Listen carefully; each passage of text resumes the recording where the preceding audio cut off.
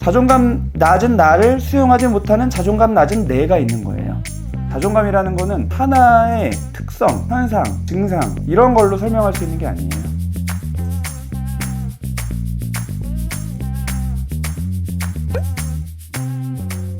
안녕하세요. 정신과 의사 정우열입니다. 오늘 주제는 자존감입니다.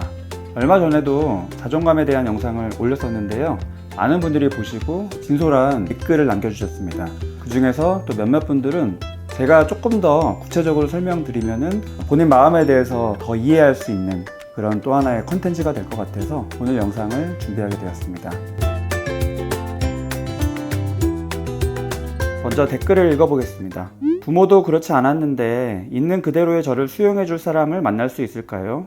상처를 심하게 받은 터라 사람을 자꾸 피하게 되네요. 더 이상의 상처가 감당이 안 돼서 저 자신을 보호하기 위해서 포장하고 사람과의 관계가 너무 어려워요.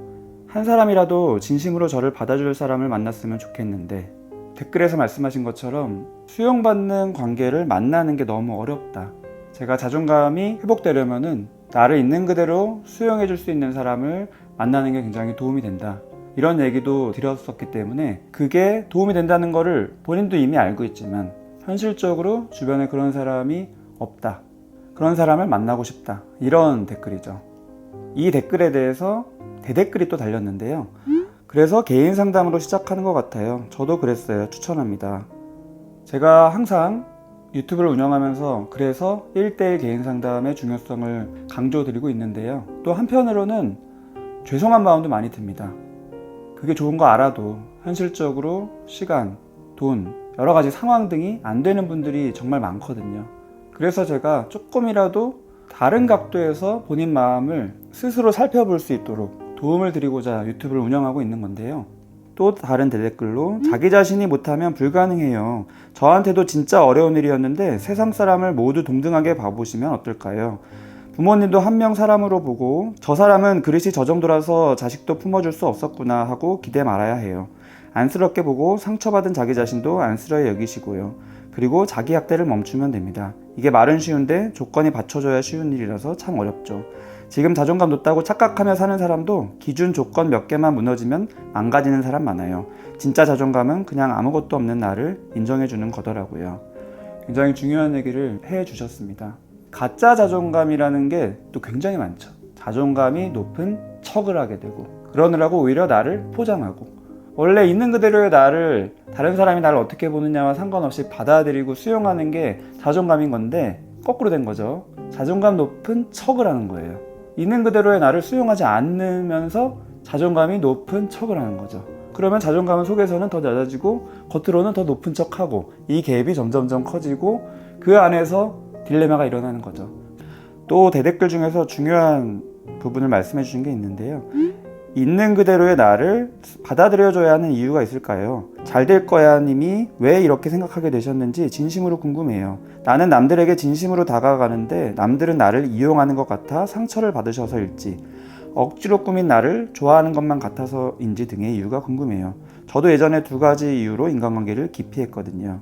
이 부분은 제가 바로 최근에 올린 영상인 의존성과 관련된 고민을 많이 하시는 갈등이 많은 분들이 특히나 공감하는 부분이에요. 결국에는 인간관계에서 내가 뭔가가 불편함을 느끼는 거예요.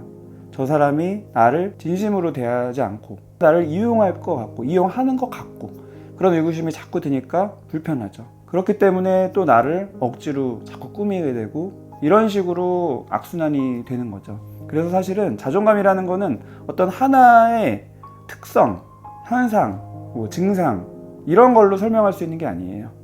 여러 가지가 다 맞물려서 그냥 포괄적으로 통합적으로 이루어지는 개념입니다. 제가 유튜브 처음 화면에 써놓은 문구가 있죠. 내 마음과 친해지도록 도와드릴게요. 그게 결국에는 그 얘기입니다. 내가 나를 있는 그대로 수용하는 게 굉장히 중요하고 그러기 위해서는 내가 우선 나를 알아야 돼요. 내 마음과 친해져야지만 알 수가 있어요. 그리고 내 마음과 친해져야지만 수용을 할 수 있어요. 그것을 경험하기 위한 하나의 조건으로 나를 있는 그대로 수용해주는 사람을 만나고 함께 수용받는 경험을 하는 거가 너무 좋다라는 얘기예요. 근데 이거 자체가 궁극적인 목적은 아니에요. 궁극적인 목적은 결국에는 나를 내가 수용하기 위한 것입니다. 많은 분들이 자존감이 낮게 형성되는 진짜 흔한 이유 중에 하나가 사람에 대한 기대치가 너무 높아서, 나 자신에 대한 기대치도 너무 높아서 여기에 조금만 못 미치면 스스로가 너무 부족한 것 같고 너무 실망스럽고 부끄럽고 숨고 싶고, 그래서 대인관계를 하더라도 있는 그대로의 나를 내가 받아들일 수가 없는 거죠. 또 다른 댓글인데요. 아무리 자존감이 높아도 낮아질 수밖에 없는 시기가 취준, 고시, 공시 포함인 것 같아요. 제가 그 시기거든요. 한 번도 자존감 낮다고 생각한 적이 없었는데 영상 보면 뜨끔하네요. 이런 시기가 지나면 또 자존감이 회복되겠죠. 자존감이 높은 나도 나이고 낮은 나도 나이니까요. 일상생활에 중요한 문제가 있는 게 아니라면 일시적인 높낮짐이 있을 수 있다고 생각합니다. 결론은 취중 화이팅. 네, 굉장히 많은 분들이 공감을 하실 것 같습니다. 어떤 목표를 향해서 준비하는, 하지만 결과가 불확실해서 불안한, 그 불안감을 가지고 목표를 향해서 노력해야 되는 그 과정이 굉장히 힘들죠. 공감하시는 분들이 또 대댓글을 남겨주셨습니다. 지나가는 직장인 응원하고 가요. 저도 취준 때 폐인처럼 살았던 것 같아요. 물론 더 행복하신 분들도 많았지만 취업하실 겁니다. 화이팅. 취업 못해도 그 전에 이뤄놓은 게 많으면 자존감 높음. 물론 직장인들을 존경하지만 난 백수가 좋음. 취업만 되면 자존감이 올라갈 것 같은 느낌을 많이 받지만 현실은 또 그렇지 않은 경우가 많습니다. 내가 뭐만 하면은 될 것 같았는데 안 되는 거.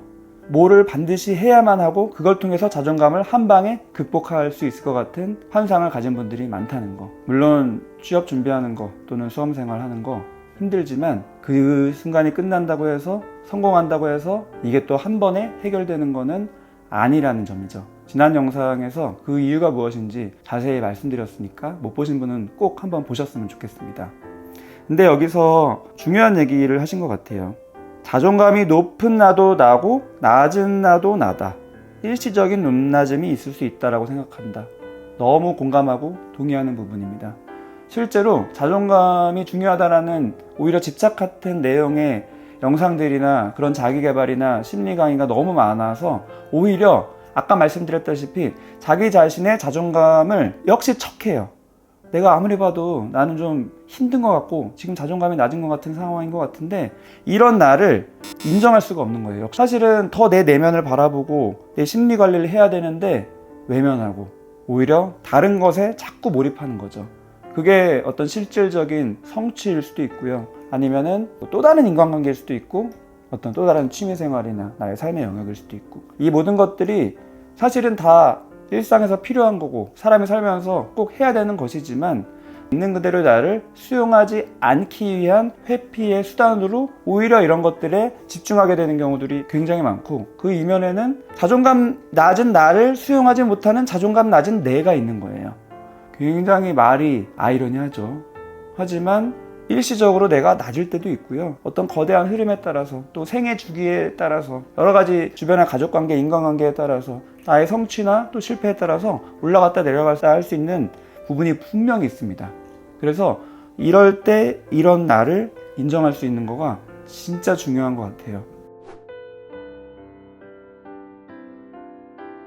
또 중요한 댓글 해주셨네요. 중학교 때 정말로 친했던 친구한테 3년간 가스라이팅을 받고 방관당하고 제가 잘못된 거라고 의심받으면서 살다가 이 영상을 보니까 제가 고쳐야 할 부분이랑 제가 자존감이 정말 낮다는 걸 알게 되었어요. 아직은 서툴지만 조금씩 바뀌고 있는 것을 이 영상과 선생님 덕분에 알게 되었어요. 여기 쓰신 것처럼 내가 자존감이 낮은 중요한 이유 중에 하나가 학창시절의 경험입니다. 학창시절이라는 거는 어렸을 때는 부모님 위주로 부모님이 세상의 전부처럼 살다가 점점 부모님을 떠나 이 세상으로 나아가는 과도이기 때문에 그 중간에 주변 교우관계에 신경을 엄청 쓰게 됩니다. 내가 그러고 싶지 않아도 신경이 많이 쓰이는 나이고요. 신경을 많이 쓰는 게 이상한 게 아니라 정상적인 발달 과정이에요. 하지만 그때 만나는 사람이 누구냐가 너무 중요하다는 리스크가 있죠.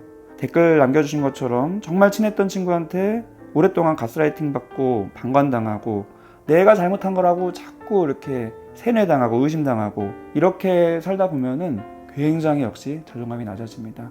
극단적인 예로 학교 폭력이나 왕따 은따 같은 것도 마찬가지죠.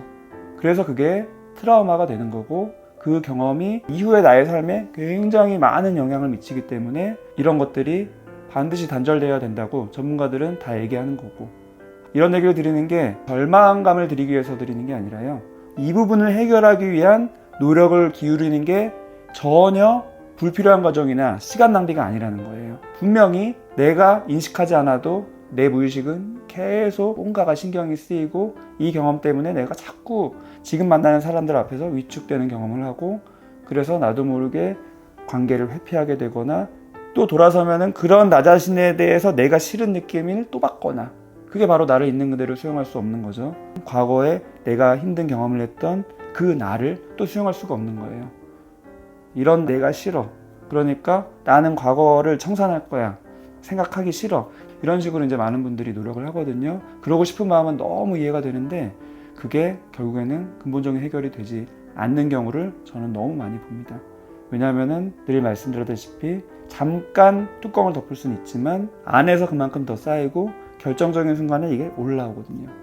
그래서 자존감이라는 거를 오늘 이제 영상에서 말씀드린 것에서 요약하자면은 가장 중요한 개념은 바로 내가 있는 그대로의 나를 수용하는 건데, 조금 더 구체적으로 말씀드리면 자존감이 지금 낮은 나를 수용하는 거, 이게 1번이라는 얘기예요.